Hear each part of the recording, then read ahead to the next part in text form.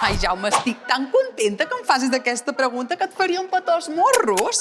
Tu vols saber com fer que els teus alumnes xerrin més en català a la teva classe entre ells? Molt fàcil. Tanca una mica la boca i fes que xerrin més ells. Clar! Com, per exemple, molts exercicis escrits els pots fer orals. Mira, poden fer entrevistes, poden fer vídeos, poden fer teatre. La qüestió és que xerrin, però que xerrin molt, que xerrin. Clar, perquè estem com cotorres cada dia i bla, bla, bla, parlant. I jo tinc una carpeta plena d'aquests exercicis.